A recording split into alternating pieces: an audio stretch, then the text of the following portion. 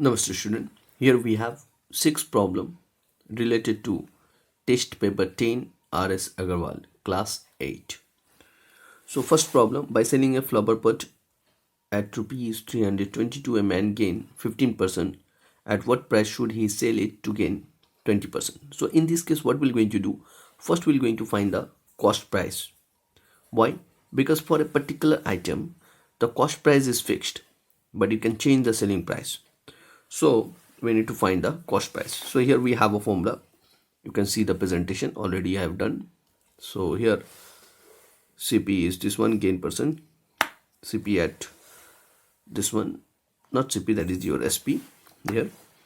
After that same concept will apply, that SP at 20% gain, and whatever we have CP here we'll apply here CP and get our answer.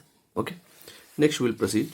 Second one, if the cost price of 12 pen is equals to the selling price of 16 pen, find the loss percent. But sometimes it won't mention here loss percent, it may be gain percent or loss percent.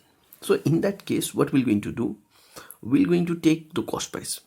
Here we have, so we'll take the cost price of one pen be 1 rupees. You may take 100 also, you may go for X also, no problem. But if we'll take 1, it will be easy for you to solve it. So we'll assume it here. So you can see the presenting.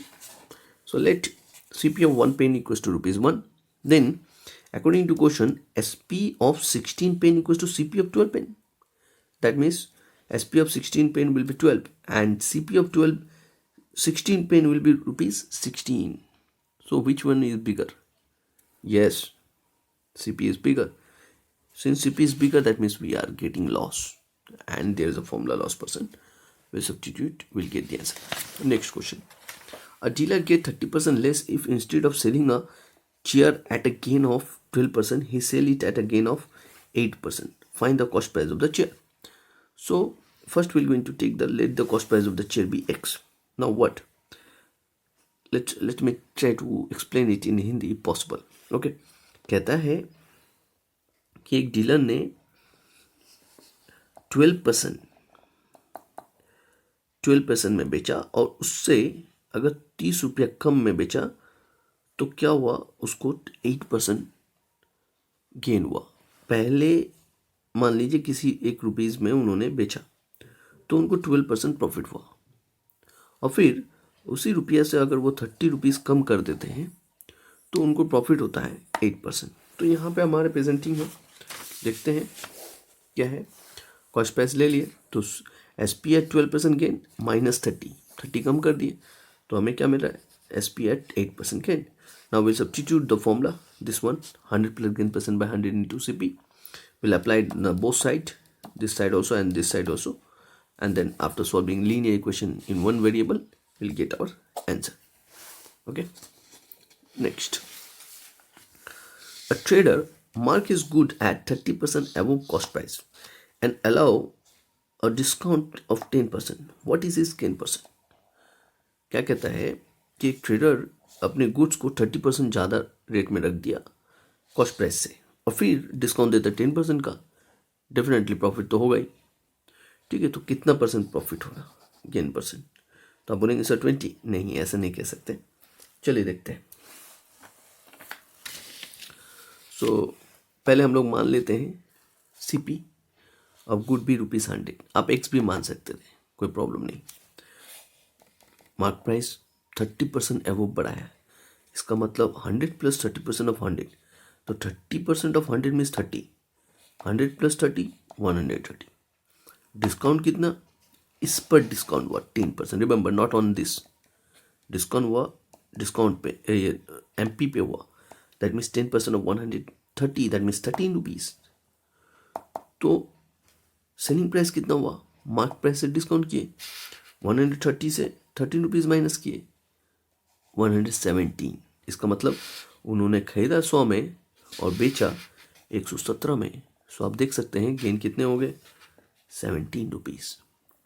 So we need to find the gain percent. So gain by CP into 100, and we can see here there is 17%. Next, fifth one, Find the single discount equivalent to successive discount of 10%, not rupees, 10% and first one is 20% and the 10%. So general formula we have, but we're going to see the general method, not formula, direct formula. So what we're going to do, we'll assume it here by our own that let the mark price. Remember, whenever discount would be there, it will be always on mark price, not on your cost price. Remember, so mark price पे आपको 20 rupees का discount लगा पहला, ठीक है। तो यहाँ पे हमारे प्रेजेंटिंग है, देख लेंगे। तो मार्क प्राइस पे हमने मान लिया 100 रुपीज़ है, आप एक्स भी मान सकते हैं। अब S P after first discount कितना होगा, 100 रुपया से आपने 20% का डिस्काउंट किया। सो फर्स्ट डिस्काउंट में तो 100 माइनस 20% ऑफ 100 आपको 80 रुपीज़ मिलते हैं। अब फिर आपने उस 80 रुपीज़ पे आपने क्या किया, सेकेंड डिस्काउंट लगाया जो 10% का है। तो एस पी कितना होगा, 80 minus 10% of 80। So 10% of 80 means what, 8। So 70, 80 minus 8 that is 72। सो आप देख सकते हैं आपका नेट प्राइस कितना हुआ, सेलिंग प्राइस 72, ठीक है। तो सिंगल डिस्काउंट क्या हो जाएगा, सिंगल डिस्काउंट का फॉर्मूला आपका आप लिए कितना है, एम पी। तो आपको मैं M P minus S P by M P into 100%, तो आपको मिलता है 28 बाई 100 कैंसिल, विल गेट 28%। और हमारे पास एक सिंपल मेथड है, x plus y minus x y by 100%। So यहाँ पे एक्स हम लोग फर्स्ट को मान लेंगे, वाई को हम सेकेंड डिस्काउंट को मान लेंगे, और फिर इसमें सॉल्व करेंगे, हमें मिलेगा 28। चलिए लास्ट प्रॉब्लम को देखते हैं। Ranjan bought a watch for rupees 1870 including VAT at 10%. Find the original price of the watch. तो मान लेते हैं original price of the watch be x, then according to question क्या होगा, देख सकते हैं ये आपका रुपीज़ और 10% एक्स्ट्रा लगा, ये ओरिजिनल प्राइस था, 10% एक्स्ट्रा लगा और इक्वल्स टू आपको कितना मिला, 1870। अब इसको लीनियर इक्वेशन की तरह सॉल्व करेंगे और हमें एक्स का ओरिजिनल वैल्यू मिल जाएगा वॉच का। उम्मीद करते समझ में आया। Thank you.